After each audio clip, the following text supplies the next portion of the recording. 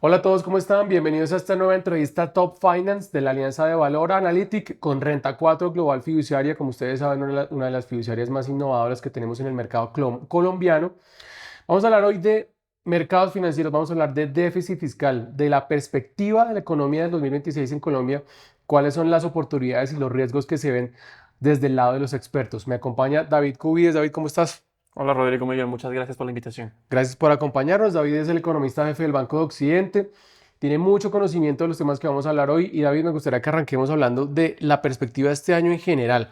Tenemos un país en el que la inflación venía cayendo de una forma muy consistente, pero esa caída se frenó ya hace varios meses que la inflación dejó de estar en 4,5, se subió a 5 y pico, terminó el año sobre el 5,1%. ¿La perspectiva cuál es? ¿Que esa inflación siga repuntando y que el crecimiento también lo haga? ¿Cuál es la expectativa desde el lado del Banco de Occidente? Pues Rodrigo, nosotros tenemos una inflación que le cambiamos completamente el sentido al pronóstico. O sea, decíamos, la inflación va a seguir corrigiendo, nos imaginábamos un 2026 con una inflación por lo del 4,5% y realmente ahora, después de los incrementos de salario mínimo, del proceso de indexación, probablemente de todas esas presiones que se van a dar en esta primera parte del año, ahora tenemos una cifra más por los lados del 6%.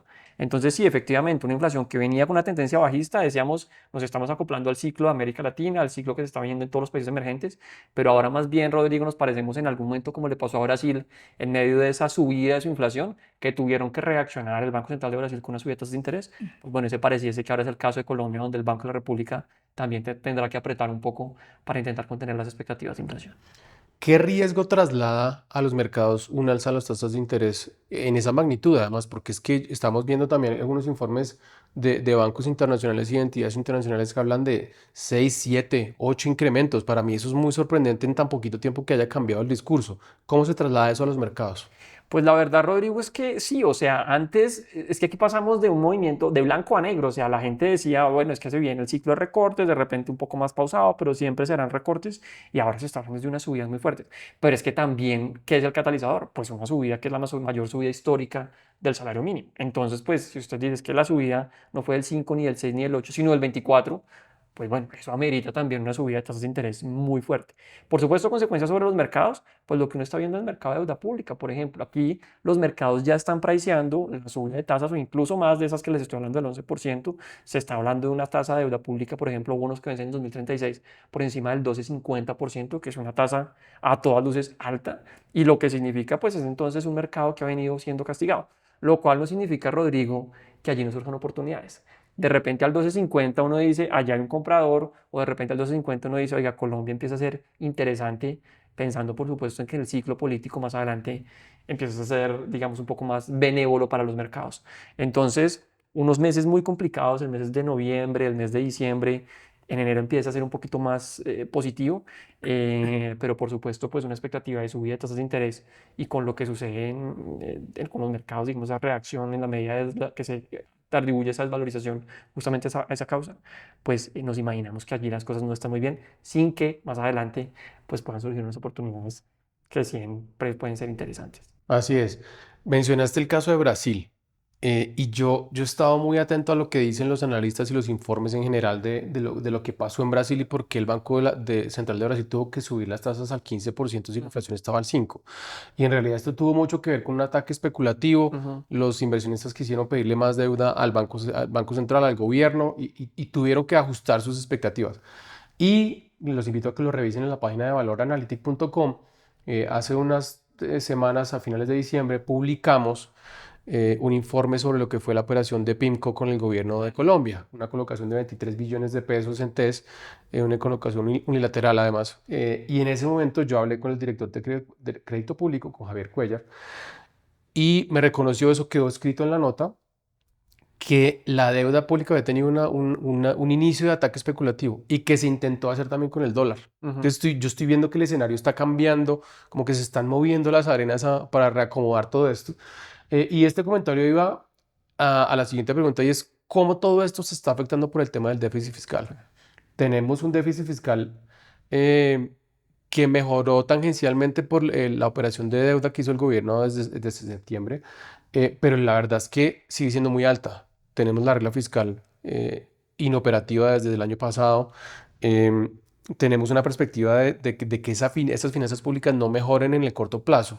¿Cómo afecta todo esto al mercado al final del día? Pues Rodrigo, sí, o sea, uno podría, digamos, aquí decir, no, es que aquí es el ataque especulativo, es que me está pasando lo de Brasil, uno aquí podría decir muchas cosas y de repente hasta cierto punto tiene razón, pero lo que sí es una verdad a pulso es que la situación fiscal de Colombia no es positiva. O sea, la situación fiscal de Colombia ha venido empeorando año tras año. Acuérdate que en algún momento hablamos del tema de las transacciones de única vez para cumplir la regla fiscal y después dijeron, no, oiga, es que son transacciones de única vez de 25 billones de pesos. O sea, eso no puede ser. Y después nos dijeron, no, ya la regla fiscal mejor no la vamos a cumplir.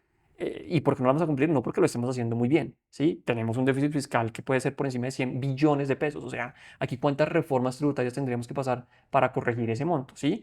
Una deuda que está por los lados del 60%, que podría haber subido más. El dólar nos va a ayudar, por supuesto, en la medida que uno reexpresa la deuda externa, pero que en cualquier caso siguen siendo niveles. Acordémonos, niveles altos. Acordémonos que, por ejemplo, hay un estudio del Banco de la Mentira, del Ministerio de Hacienda que decía que por encima del 70% la deuda en Colombia empezaba a ser insostenible. Estamos en el 60 y como con tendencia alcista. Entonces, allí digamos que las cosas, usted puede decir, me están atacando especulativos, etcétera, etcétera, pero también hay que reconocer que la situación fiscal del país pues no anda muy bien y eso por supuesto los mercados lo reconocen y lo entienden. Esto aquí uno no tiene que ser, sí, un prestidigitador para entender la situación. Sí. Claramente los mercados le empiezan a uno a cobrar más tasa, que es lo que le están haciendo a Colombia, o le empiezan a reflejar una prima de riesgo más elevada justamente por esa situación, porque tal vez más adelante usted está suficientemente complicado. Si me dice que el gasto es de 85% inflexible y que no me logra aprobar reformas tributarias, pues si me quiere pedir plata prestada a mí como inversionista, pues yo le presto o le presto menos o le presto una tasa más elevada. Eso es, digamos, una verdad a pulso que claramente le está sucediendo al país y que se está viendo reflejada también en los mercados. ¿Cuándo podría uno ver una tendencia de mejora tanto en esas cifras de déficit fiscal como en las cifras de deuda sobre PIB? Tomando en cuenta además que tenemos elecciones de Congreso y de presidente entre marzo y junio. Tendría que llegar un gobierno que dijera, yo voy a arreglar esto en 1, 2 años, 3 años. En realidad, ¿esto cuánto nos va a tomar? Rodrigo, aquí hay una cosa que yo creo que conversamos en alguno de los foros que hacíamos con ustedes en Valora, y es, yo creo que los inversionistas no le están pidiendo al gobierno, oiga, desaparezca la deuda. El inversionista no le está diciendo, oiga, yo quiero que el déficit fiscal sea cero. Eso no es lo que está exigiendo el inversionista, ni el analista, ni las multilaterales, ni las calificadoras. Están diciendo es, denme una señal que sea una señal creíble y que yo diga, si usted me dijo es 20, pues que sea 20, pero que no sea 50. Eso es como lo que se le está pidiendo, una señal, un camino que usted pueda confiar. Entonces, aquí yo lo que me imagino es un gobierno o una siguiente administración del tinte político que sea, pero que sea consciente justamente de eso, que mande los mensajes adecuados y eso yo creo que es suficientemente positivo para bajar un poco las aguas, para que usted no le cobren el 12-50%, sino que le cobren una tasa de un dígito, ojalá, ¿sí? Con todos los problemas fiscales que usted tiene, pero que usted diga, mire, yo me comprometo a esto, a eso es a lo que voy a llegar. Yo creo que los mercados empiezan a ser un poco más benévolos en ese sentido. Entonces, no es que uno diga quiero que la deuda sea cero, no es que uno diga quiero que el déficit sea cero, eso es imposible. Normalmente incluso es bueno tener déficit y deuda siempre y cuando eso sea para crecer, para más proyectos, para desarrollarse. Pero por supuesto que usted diga es 5 y no es 50. Cuando a la hora al final del día, no, qué pena, me descaché en 50 puntos. Tiene que ser un mensaje mucho más pragmático y mucho más centrado en esa confianza inversionista que es tan importante a la hora de ir a pedir plata prestada. De acuerdo. Quiero invitarlos a que visiten las redes de Renta 4 Global Fiduciaria. Están en LinkedIn y están en YouTube. En ese canal de YouTube los invito a que sigan a la cuenta de Renta 4, a que se suscriban al canal y activen las campanas para que vean cada capítulo que vamos a ir sacando. Como yo les conté en un capítulo anterior, el 2026 va a ser mucho más intensivo en cuanto a publicaciones porque vamos a ampliar el número, vamos a hacer análisis de mercados, vamos a hacer muchos más esfuerzos para que este canal ofrezca información de valor que ustedes puedan ver en realidad una guía de lo que puede pasar en los mercados financieros en los próximos meses. David, como si fuera poco todo esto que ya hablamos, el 2026 arranca con una tasa de cambio cerca de 3.600. Yo esto no me lo había esperado, ni con todos los anuncios de monetizaciones que hemos hecho en Valor Analytics de parte del gobierno, ni con el DXY por debajo de 96, lo que fuera. Realmente sorprendente. Uh -huh. ¿Cómo asimila el mercado este tema y sobre todo qué esperar? Porque entonces, ¿es posible que las monetizaciones sigan? ¿Es posible? El panorama externo también pareciera que el dólar de X va a seguir un poquito abajo. O sea, ¿cómo se entiende toda esta mezcla de factores ¿Y qué esperamos entonces para el dólar? Pues Rodrigo, aquí lo que sucede, yo tampoco me lo veo, pero o sea, si de entrada uno dice, oiga, es que dólar a 1.600 el mejor nivel de los últimos 5 o 6 años, pues no. Nosotros teníamos en el Banco Occidente sí una visión bajista, sí decíamos, estructuralmente nos da que el dólar debería caer en Colombia. ¿Por qué? Porque el dólar en el mundo está cayendo, porque las monedas de la región le está yendo bien. El año pasado fue un año muy interesante para el real brasileño, para el peso mexicano, el peso colombiano también iba ahí. Entonces decíamos, lo de afuera ayuda. Pero lo que ha sucedido a nivel local claramente ha magnificado el movimiento y nos pone en otra categoría, en otras ligas. Y aquí ya lo mencionabas, las monetizaciones, el tema del TRS, el tema de la colocación directa, ahora lo que se está anunciando, esta fuente de financiación externa. Y pensemos que el mercado colombiano son 1.000 millones de dólares más o menos diarios. Si a usted le dicen, oiga, es que me conseguí otros 5.000, son 5 días enteros de mercado que yo tengo para bajarle la tasa de cambio. Eso pensando, digamos, en el último anuncio. Si pensamos en lo que puede ser el cambio en la regulación de los fondos de pensiones, cuánta plata no tienen los fondos de pensiones afuera y dependiendo de cómo salga la nueva regulación de la URF, pues será un buque de plata que también pueden traer y eso también tendría una consecuencia importante sobre la tasa de cambio, más monetización, más dólares en mercado disponibles. Ante eso, pues digamos que allí los operadores dicen quién le pone el pecho pues a un flujo tan grande Mm. como este que se está hablando. Entonces nuestra expectativa para cerrar el comentario es, a nosotros nos da que el precio justo hoy por hoy debería ser algo cercano a los 4.000 pesos, hoy por hoy. Pero nos imaginamos que en el mediano plazo, en la medida que las elecciones empiezan a revelar una política económica un poco más pragmática, más pro inversión, más pro negocio, etcétera, nos imaginamos que si ayuda a lo global, ayuda a lo regional y ayuda a lo local, algo por los lados de 3.700, 3.750 es el número, digamos, que creemos podría ir a buscar. Pero si a eso no le suma todo lo que está haciendo con el gobierno, pues bueno, aquí de repente nos quedamos cortos con ese nivel Mm. y por debajo de los 3.700 incluso pues existe mucho camino por recorrer si uno piensa en el tema de las pensiones, si uno piensa en el tema de las monetizaciones. ¿Cómo le pega todo esto a la inflación? ¿Un dólar más barato es bueno o es malo? Entiendo que esto tiene muchas variables, pero al final ¿es bueno o es malo que el dólar esté bajando Pues tanto? Rodrigo, yo diría que es bueno, o sea, aquí en lo que se le conoce técnicamente como ese pass-through, como ese traslado de los precios Mm. o de la tasa de cambio a los precios, pues termina siendo positivo. Eso se ha estudiado muchas veces, hay algunos que le dan una sensibilidad mayor, otros que le dan una sensibilidad menor, hay unos que eso le pega inmediato o que se demora un tiempo, pero en general lo que debería hacer es positivo. A la hora de irse a comprar usted un celular, pues el celular debería ser un poco más barato. A la hora de ir a comprar productos importados debería ser un poco más económicos. Entonces, para la inflación es positivo, pero ese es solamente un pedazo de la historia. Por el otro lado, usted tiene que acaba de repreciar buena parte de la canasta o cierta parte de la canasta, pero en los efectos de segunda vuelta al 23%, o con la inflación del año pasado al 5%. Entonces, si bien le está ayudando la tasa de cambio, no menor, pues tiene por el otro lado unos efectos mucho más, digamos, fuertes y más duraderos que lo de la tasa de cambio, y es por eso que nosotros desde el banco pues ajustamos la expectativa de inflación al 4,5, el 4,5 que teníamos para el 2026 al 6%. Entonces, sí, claramente le pega el dólar, pero en este momento los otros efectos terminan siendo mucho más duros, más fuertes, y termina entonces teniendo una inflación alcista, con tendencia alcista para este 2026. ¿En dónde está el otro riesgo para la inflación? Pues mire, yo le diría que hay varios puntos aquí a considerar. Uno, ya lo que hablábamos, el tema de los reprecios, lo que sea salario mínimo, lo que sea incremento de la inflación del mismo del mismo año anterior. Dos, lo que pueda pasar también con bienes y servicios, que también en buena medida se refleja en eso. Yo hablaba con usted hace algunos minutos antes de empezar la entrevista. Oiga, si usted es el señor de una pizza, pues usted tiene, el dueño de una pizzería, usted le tiene que repreciar al pizzero lo que le va a pagar. Entonces, si bien la pizza no está metida ahí justamente como pizza hawaiana dentro de la inflación, pues sí el bien o servicio que usted entrega tiene que empezarse a repreciar. Número dos, en servicios. Número tres, tendremos que ver qué sucede también, Rodrigo, con el componente de educación, tema de indexación. Número cuatro, lo que suceda con arriendos, el componente de vivienda, que es un componente muy importante, muy pesado dentro de toda la inflación. Y número cinco, tal vez lo que suceda con energéticos. Allí tendremos que ver qué sucede con el precio del gas, qué sucede con el precio de los combustibles.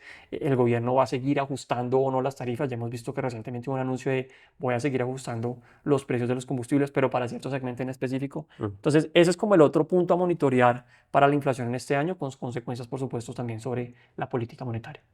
Cuando uno revisa el escenario de lo que falta el 2026, no puede dejar de hablar de las elecciones, David. Vamos a tener en marzo elecciones de Congreso, vamos a tener en mayo la primera vuelta de la elección presidencial y luego vamos a tener en junio, junto con el Mundial de Fútbol de Estados Unidos, Canadá y México, la segunda vuelta de las elecciones en Colombia. Eso, ¿qué tanto está priceado, qué tanto está asimilado por los mercados? porque los mercados se anticipan a lo que vaya a pasar, pero todavía estamos crudos, Ujú. estamos a 5 meses de saber quién va a ser el presidente de Colombia. Pues Rodrigo, o sea, todavía yo creo que tal cual estamos medio crudos, pero para los mercados sí claramente eso es un gran game changer, por decirlo así. O sea, esto claramente va a ser definitivo, dependiendo de quién termine quedando en la presidencia de Colombia. Y lo que termina sucediendo es, yo lo que me imagino es algo como lo que le sucedió a los argentinos, como lo que le sucedió a los chilenos, que empiezan a darse como unas apuestas y unas, efectivamente, como unas inversiones o no, dependiendo de qué se imagina usted que va a suceder. Argentina, la bolsa ganó más del 100% antes de la llegada de Javier Milei. La bolsa chilena el año pasado se ganó cerca del 70% en medio de las elecciones que terminaron dejando a Kast como presidente. La bolsa colombiana el año pasado también le fue muy bien.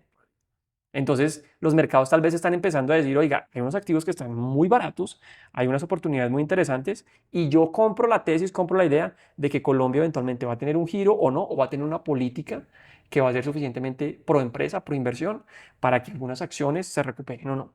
Eso para pensar desde el punto de vista meramente del mercado de valores. Mm. Pero lo mismo puede uno pensar, Rodrigo, en el mercado, por ejemplo, de bonos.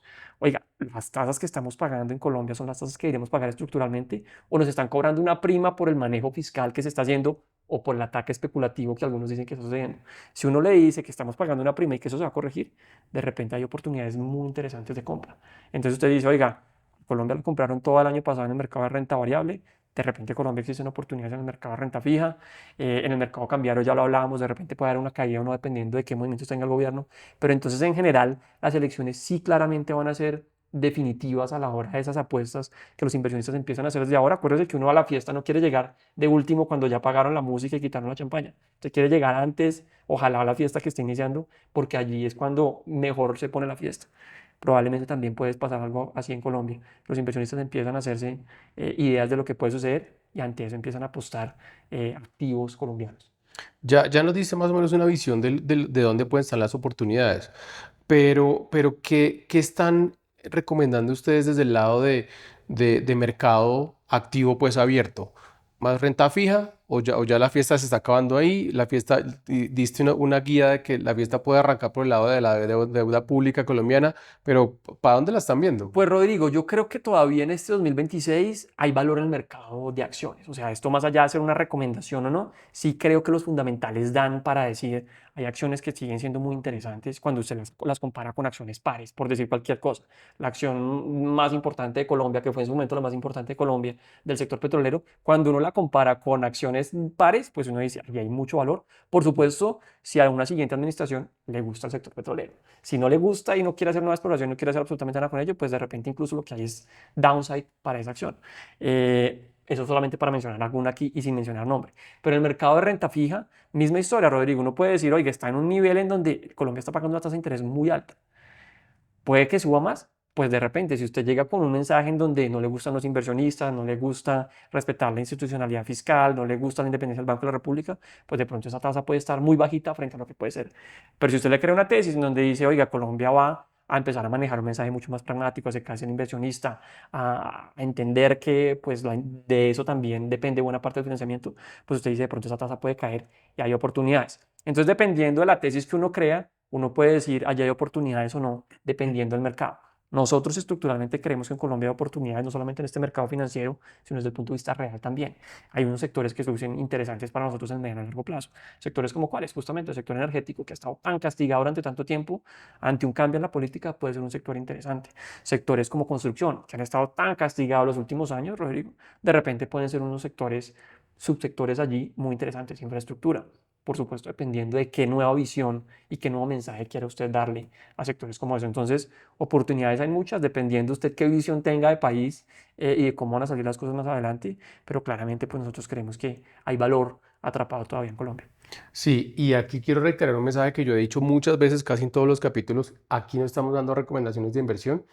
Y todo depende mucho del perfil de cada inversionista. Ujú. Si uno es inversionista a largo plazo, pues toma en cuenta unas variables. Si quiere hacer un trade de corto plazo o el famoso trade electoral, dependerá de muchas otras variables.